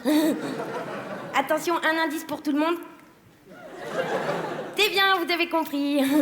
Par exemple, moi, tu sais que quand je serai grande, qu'est-ce que je vais faire comme métier? Tu sais, je vais travailler avec les animaux. Oui. Par contre, je veux pas faire vétérinaire, hein, ça c'est trop nul. Non, moi, je vais faire taxidermiste. Ah bah si, en plus, c'est mieux parce que regarde, les animaux, quand ils viennent chez toi, peuvent pas avoir mal. Ils sont déjà morts. En plus, moi, je sais très très bien comment on fait l'empaillassonnage des animaux. Oui, regarde que ça. Si, mais en fait, c'est pas ça. Qu'est-ce que j'avais envie de te dire? En fait, arrête. En fait, je crois que j'ai envie de te dire un secret. Tu veux que je te dise un secret? Ça donne pas bien envie, là, hein? Vous êtes mort? Non, parce que moi, je peux empaillasonner tout le monde, hein? C'est pas grave, hein? Bon, alors attention, on va faire comme si on était vivant et qu'on était à l'Olympia. Attention, t'es prêt? Tu veux que je te dise un secret? Oui! Ah ben bravo, c'est spontané, hein. Bravo. Bon, je te le dis, mais attention, hein, je répète pas, mais c'est un secret. Hein. Attention, le secret, c'est, ma maman, elle a une boîte secrète pour quand mon papa, il est pas là. Et moi, je sais qu'est-ce qu'il y a dedans. Ah bah oui, j'ai regardé parce que maman l'a caché sous mon lit, alors... Non, par contre, il y a des trucs bizarres. C'est des trucs de grands. Je vais te dire, hein, peut-être toi tu connais, on sait pas. Hein. Alors déjà, dans la boîte secrète à maman, il y a des condoms. Tu sais, les condoms, madame, c'est des bouts de plastique tout ronds comme ça, que quand tu souffles dedans, c'est joli, hein, ça fait comme les ballons de la kermesse. Ouais, moi un jour, j'ai décoré ma chambre. Non, rigole pas, je me suis fait engueuler. Et sinon, autrement, dans la boîte secrète à maman, il y a de la vaseline. Oui, maman, elle dit la vaseline, c'est comme la biafine, c'est pour éviter les brûlures. Ah, c'est vrai, hein, c'est maman qui a dit. Et sinon, autrement, il y a un espèce de grand bout de bois en plastique. Mais ça, je sais pas très bien qu'est-ce que c'est. Non. Alors, j'ai demandé à maman. Oui, et maman, elle m'a dit que c'était le jouet de sa mimine. Ah, c'est bizarre, on n'a pas de chat à la maison. J'ai pas compris, hein. En fait, tu sais, je dis maman, mais papa aussi, il a son jouet préféré. C'est Carla, ma babysitter. Ah ben oui, hein, même que des fois, Carla, elle vient même me garder quand je suis pas là. Ah ben attends, elle aime son métier, Carla. Hein. Carla, elle a tout compris. Elle travaille plus pour gagner plus, elle fait tout comme il a dit Nicolas. Si, c'est vrai. Mais tu sais, moi, je l'aime bien, Carla. Parce qu'elle est gentille. On joue à la poupée ensemble. Même que des fois, je lui prête ma Barbie pute parce que je trouve qu'elle lui ressemble. Si, pareil, tout en plastique. Si, par contre, papa, joue pas trop à la poupée avec Carla. Non. Joue au docteur. Ouais, je sais, un jour, je les ai vus comme ça. Tu parles trop de la... Je me suis fait engueuler. Sinon, pour faire un petit peu plus du sérieusement comme ça, des fois, tu sais, il y a des trucs que j'aime pas très bien. C'est par exemple quand mon papa et ma maman, tu sais, ils se font de la dispute. Parce que tu sais, après, maman, elle est toujours très triste comme ça. Elle pleure. Alors elle part dans sa chambre avec sa boîte secrète. Oh, mais après, ça va mieux, hein. Bah oui, ça va mieux. C'est grâce à Michel. God Michel, il s'appelle. Tu le connais? Ah non, parce que moi, je crois, monsieur God Michel, il doit être vétérinaire parce qu'il s'occupe bien de la mimine de ma maman. Mais ça, c'est des trucs de grands que moi, je sais pas encore très bien comprendre. C'est comme ça, c'est la vie, hein, gentille madame. T'es une gentille madame, oui. Mais tu sais, un jour, gentille madame, comment ça va se passer dans ma vie quand je serai grande? Il y aura un prince charmant, il viendra me chercher sur son grand cheval blanc que ça, et m'emmènera dans son grand château, et il s'occupera toute la journée de ma mimine. Ouais, il sera vétérinaire. Et moi, je m'occuperai toute la journée des animaux morts de la forêt. De l'empaillassonnage. Et puis tu sais quoi? On se mariera, on vivra heureux, et on aura beaucoup d'enfants empaillés.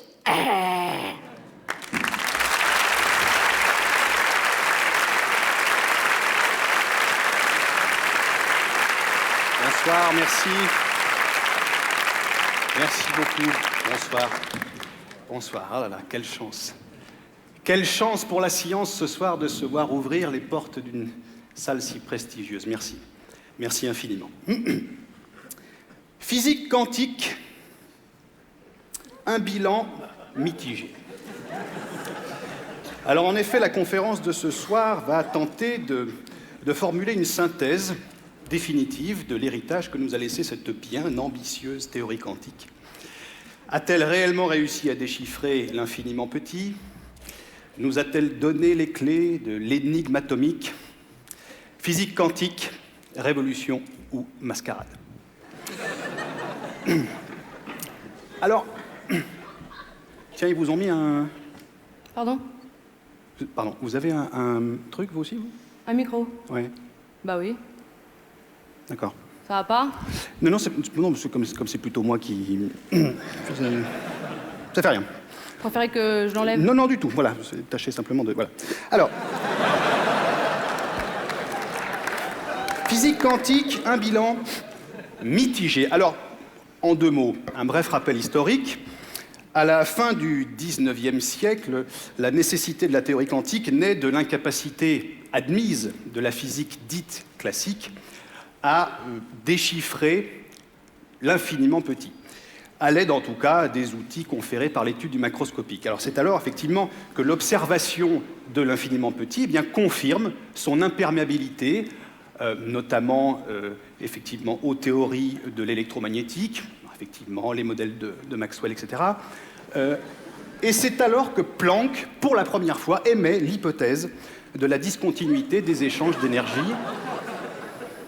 d'émission et d'absorption et de leur caractère proportionnel aux fréquences des énergies. Alors, vous avez ici la formulation DE égale NHV, où DE, les échanges d'énergie, d'émission et d'absorption, N, un entier, H, le fameux quantum d'action, on y reviendra,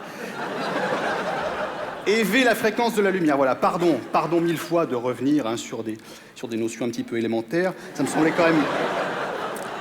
quand même intéressant de rappeler quelques notions de base, notamment pour la suite de l'exposé, qui est, vous vous en doutez, nettement plus complexe. Alors... Vous voyez, je me l'étais jamais formulé comme ça. Comment? Enfin, je le savais, si vous voulez. Mais là, de le voir écrit, j'ai l'impression de le comprendre différemment. Ah oui, mais c'est bien ce qui me semblait. Ah bah, vous aussi, ça vous le fait. Oui, c'est bien ce qui me semblait, on n'aurait pas dû vous donner de micro. C'est ça. C'est ça. Vous préférez que je parle pas? Voilà, c'est ça, c'est plus simple, parce que j'ai peur qu'après, ça... Voilà. Donc,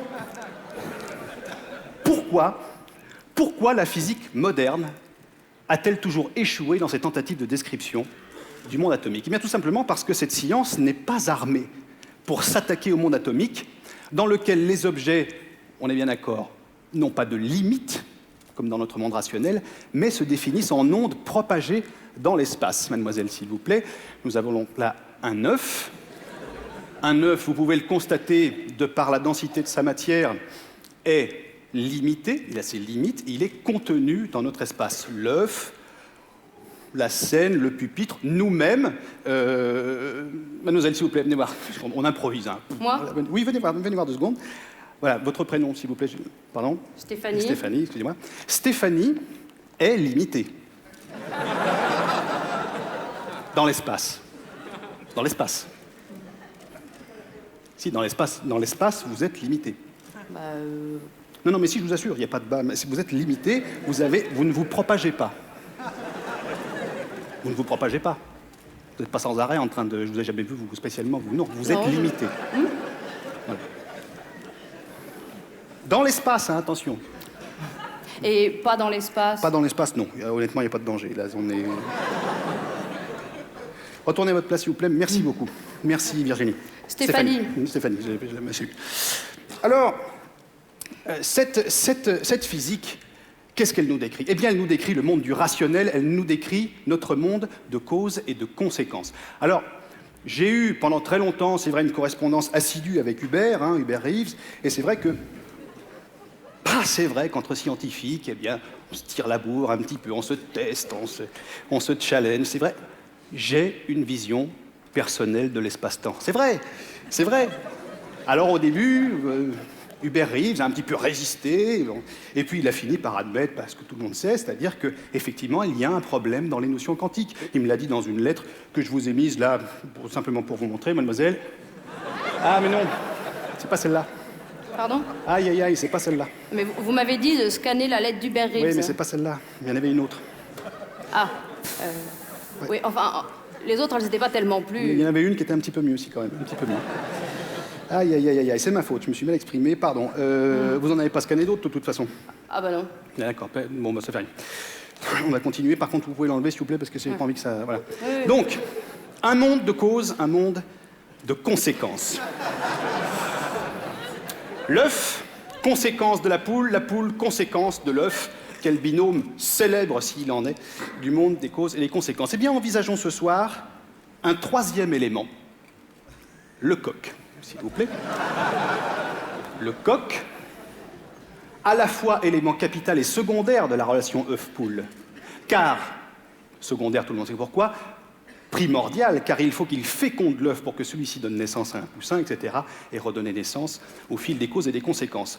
Et voilà le coq qui représente la question la plus épineuse à laquelle la science a eu à se confronter, une question qui reste encore aujourd'hui sans réponse.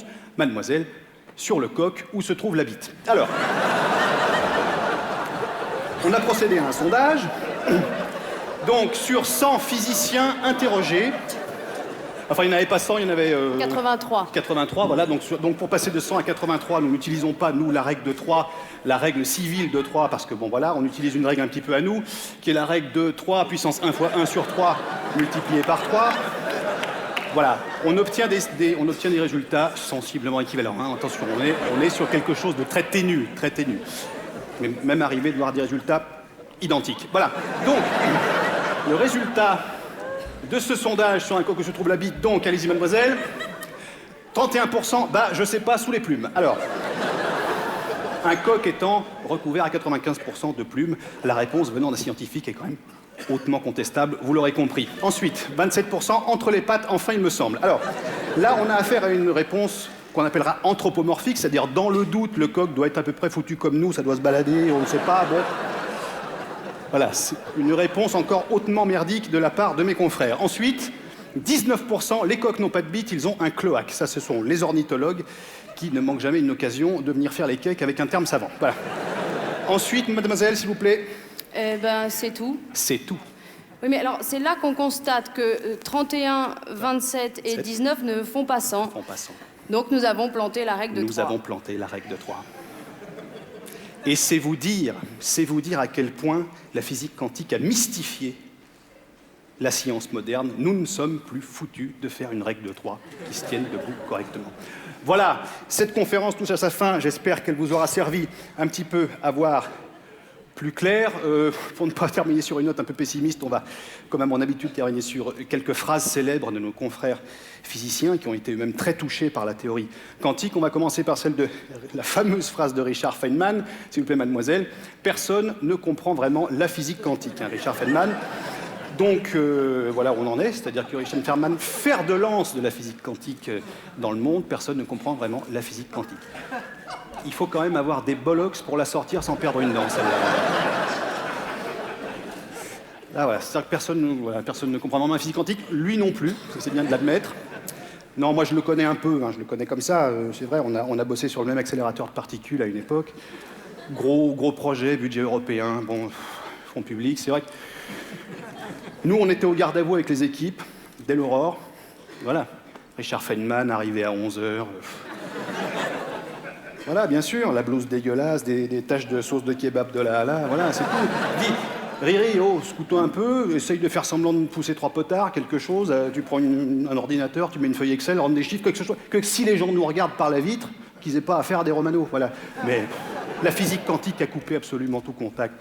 C'est terrible. Une autre phrase un petit peu célèbre de James Clerk Maxwell, le jour où la communauté scientifique est venue lui reprocher ses travaux sur la relativité restreinte, qui a fait cette sortie quand même mémorable. S'il vous plaît, puisque c'est ça, je me lance dans le café soluble qualité filtre, de la part de Maxwell. Excusez-moi. Voilà où en sont réduits, oui. Voilà où en sont réduits nos scientifiques aujourd'hui. C'est terrible de voir ça. T'as pleuré des types qui tenaient la rampe de la science mondiale il n'y a pas si longtemps. Mais il faut quand même... La conférence est terminée, hein, pardon, excusez-moi. Il faut quand même se rendre compte du marasme dans lequel la physique quantique a plongé la science. Parce que vous avez des types qui bossaient depuis 200 ans sur une physique classique et à qui on a dit du jour au lendemain, bah maintenant, ta physique classique, tu rentres chez Mémé, c'est la physique quantique et c'est tout ce qui marche. Alors vous avez ceux qui se sont instantanément convertis à la physique quantique, à la mode. Moi, j'appelle ça lécher des culs, excusez-moi. J'estime que quand même, quand on a un petit peu de savoir-faire en tant que scientifique, on n'écoute pas le dernier qui a parlé. Et puis, vous avez aussi ceux qui avaient un tant soit peu d'intégrité. Et là, ça a été le plongeon.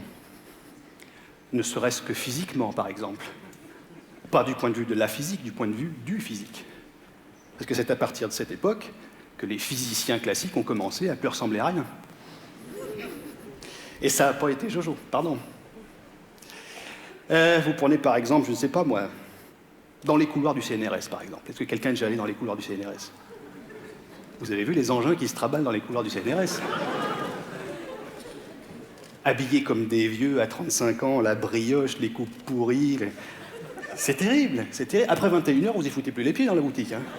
Terminé. Moi, quand je vais au labo, mais j'ai les miquettes, je n'ai pas peur de le dire. Ça va que j'ai un oncle CRS, j'ai pu récupérer un zapper, là, vous savez, un truc électrique, comme ça. Je me mets toujours comme ça, je me balade, bon voilà. Ni vu ni connu. L'autre jour, j'y étais, hein, j'étais au labo, je sais plus ce que je foutais. Je prends une fringale, je vais me chercher un Twix à la machine. J'arrive. Putain, il y en a un qui se pointe, dis donc. Je sais pas d'où il est sorti. Un Hollandais ou je sais pas quoi. Il commence. Je sais pas s'il voulait de la monnaie ou quoi. Je lui ai tétanisé sa race, mais bien sûr, mais qu'est-ce qu'on voulait faire? Mais c'est malheureux d'en arriver là. Et ça me rend triste, vous savez. Et en plus, le pire, c'est que moi, je sais pourquoi. Je sais pourquoi. Je sais que c'est la physique quantique qui les a déglingués, ces types-là. Mais vous avez beau savoir ça, quand vous avez en face de vous quelqu'un qui part en sucette à tous les niveaux, eh bien, vous ne pouvez pas. C'est tout. Je vous en ai mis 2 ou 3. La conférence est terminée. Pardon, mademoiselle, laissez-moi faire. Je vous en ai mis 2 ou 3 pour que vous voyez un petit peu l'étendue des dégâts. Regardez. Oh là là, Gerritsen de l'université d'Helsinki. Vous allez quand même pas me dire que ça ressemble à quelque chose. Professeur Lafaro de l'université de Genève, le polo pourri, etc. Professeur Webster, la chemise rouge, la veste marron, le fameux duo gagnant de Cambridge. Professeur Matthews qui a fait l'effort d'une photo en plein air tout de même. Eh bien, ça n'y change rien. Il aurait mieux valu le mettre carrément derrière les arbres. On aurait eu encore une chance de s'en sortir. Nitya Sundar de Cambridge, c'est absolument intolérable. Professeur Hendrix, le premier physicien au monde à avoir foutu la tête directement dans un accélérateur à particules. C'est depuis ce jour-là qu'on sait qu'il ne faut pas le faire. C'est à lui qu'on doit ça. Déglingué, une des plus fortes têtes pensantes du pays. Professeur Ripin du MIT, 162 QI, pas foutu de se faire un détartrage. On en est là, c'est à ça qu'on arrive. Je sais pas si j'ai pas eu une histoire avec ce type. De quoi? Oh, ça fait un moment, hein, mais il me semble bien. Hein. Avec Ripin, vous foutez de moi? Bah quoi? Non mais, vous allez quand même pas me dire qu'il a du charme, si? Ah non, c'est sûr. Hein, mais... bah, enfin bon, quoi, ça arrive, hein. Ça vous embête? Non. Qu'est-ce qu'il y a? Vous cherchez un jeu de mots avec Ripin, c'est ça? Ripin, de qui le tienne? Non, pas du tout. Absolument pas. Vous voyez, ça me rend triste que vous disiez ça, parce que pas du tout. Je préfère enchaîner. Professeur Tchungi, alors on ne sait pas si c'est lui qui est passé à travers un réducteur turbo, etc., ou si c'est la veste qui déconne, on ne sait plus. Professeur Selkin, atteint d'un syndrome extrêmement rare. Elle est atteinte de ce qu'on appelle, dans notre jargon, la coupe à géométrie variable spontanée. C'est-à-dire... Parce que là, pour la photo, elle s'est débrouillée à faire un tétraèdre à peu près correct. Mais moi, j'ai déjà mangé en face d'elle dans un séminaire. Elle est partie sur un solide à 20 faces, 30 faces. Elle a été obligée de quitter la table. Voilà, on en est là. Et c'est terrible. Oh là là, professeur Matthews de Stanford University. 20 jours dans une cage à ultraviolet. Ils ont réussi à le réanimer. Ils l'ont réanimé, d'accord. Est-ce que ça valait bien le coup? C'est là que j'ai envie de poser un petit peu la question. Rapeski, on ne comprend plus. On ne sait pas si c'est le croupion, le jarret, on ne sait pas ce qu'on a, on ne comprend pas ce qu'on voit. Donc ça, c'est terrible. Voilà, Andropoulos de Stanford University. Alors attendez, Andropoulos, c'est encore plus spécial parce qu'à Stanford, il y a un règlement intérieur des plus précis qui nous dit, article 77, il est rigoureusement interdit aux enseignants atteints de calvitie de type alopécie androgénique de se laisser pousser une mèche unique de 15 bornes de long sur un seul côté de la tête en vue de la rabattre sur le dessus du crâne. C'est interdit.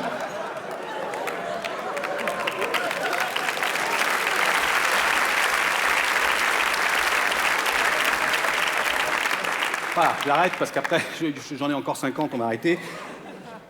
J'espère que j'ai donné à réfléchir à ceux qui hésitaient encore sur la physique quantique.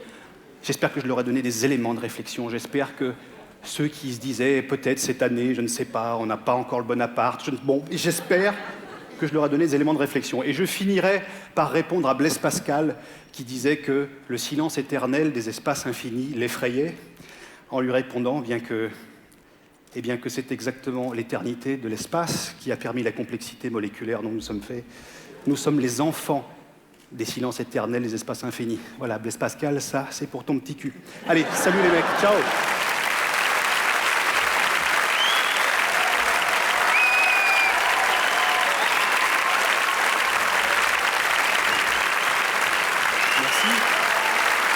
Merci beaucoup. Merci. Je vous demande de les applaudir comme il se doit Alexandre Astier, Muriel Bonnet.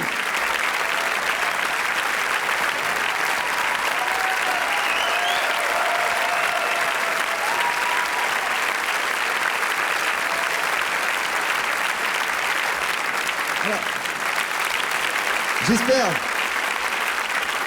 en tous les cas, que vous avez pris du plaisir ce soir. Pour nous, ça a été le cas également. Permettez-moi simplement, pour vous dire au revoir, de le faire à votre santé avec un verre d'eau, parce que souvent on me demande comment en fait on fait pour être imitateur, comment on fait pour faire des voix, des personnages. Et donc, juste parce qu'on est entre nous et que c'est la fin, je peux vous l'avouer, j'ai un petit secret.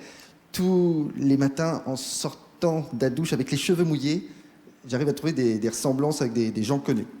Vous pouvez essayer chez vous.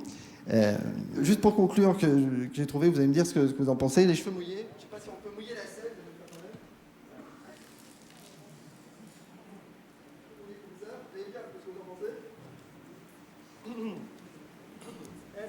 Ah, c'est pas celui-là que je voulais faire. Voilà. Parce que avec les cheveux en avant comme ça, je me suis dit tiens, c'est pareil. Albert Dupontel.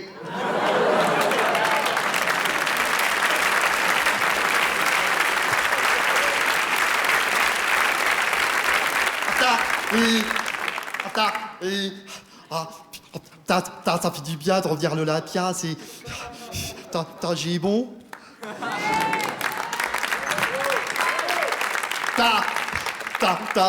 Je suis bien, mais je suis pas bien en même temps parce que j'ai un problème. J'ai un problème, j'aime pas les vieux. Enfin, si, j'aime bien les vieux, c'est pas ça que je veux dire, mais je préfère les vieilles. J'aime bien taper les vieilles, comme ça. Enfin, taper les vieilles, il faut faire gaffe, parce que les vieilles, c'est un peu comme les codes de carte bleue. Tu peux les taper, mais toujours à l'abri des regards indiscrets. Parce que... J'ai pas bon, là. C'est pas ça que je voulais dire. C'est même pas celui-là que je voulais faire. Je me suis trompé de personnage. J'ai pas mis les cheveux du bon côté. Ah bah non, parce que regarde bien. Par exemple, regarde bien, tu te retournes comme ça. Tu te retournes comme ça. Tu mets les cheveux de l'autre côté. Tu vas en Angleterre. Et d'un coup, comme ça, pour finir, ça donne Mr. Bean.